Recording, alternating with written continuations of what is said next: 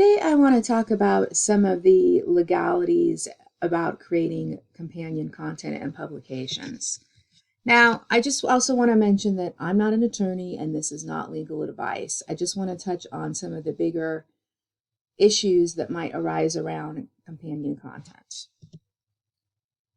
So companion content are things like workbooks, journals, and things along those lines that often are based on existing or previous content. And it's a lot of times it's low content like printables or books like workbooks and journals. They basically piggyback on existing content. So for example, this is a workbook on the Atkins diet. So it says here clearly right on the cover, a companion to the New York Times bestseller.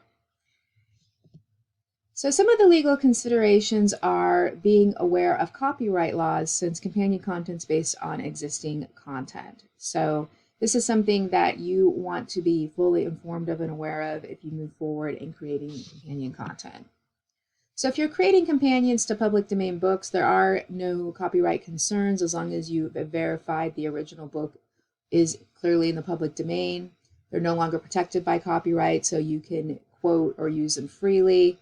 Now, you do have to be a little cautious and do some research. So, for example, there's many versions of the Bible in public domain, like the King James Version, but this particular literal standard version is not in the public domain. So there's just certain things you have to be aware of, but it's pretty easy to find out if a book is in the public domain. And if it is, then you're free to use it how you wish.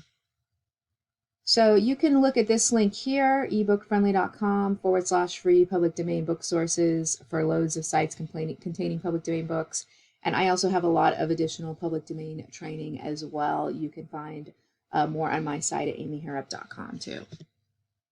Now, if you have a book that you've published, you can also create companion content to it as well. And in fact, I recommend you do so if you want to increase the life of your book and get more out of it. So for example, Louise Hay has a very well-known book called Love Yourself, Heal Your Life, and she's created a workbook. And Amazon is actually full of companion books that have been created by the original author. So it just really helps people get more out of the book. And if they like your book, there's a good chance they're going to want to buy your workbook as well. Now, if you want to do some type of companion to bestseller, you do really need to be aware of copyright. So things like implying your content came from the original author, incorporating their specific title, and also quoting from the original text beyond fair use. Now, titles are not copyrighted, but it's better not to have a red flag with that. Like, for example, this one by Michael Lee, Win Friends, Influence People, and Get the Yes. So there's the popular book, How to Win Friends and Influence People. So he's sort of taken that and modified it, and then he has his own title as well. So you can see that it is a companion or building off that popular bestseller.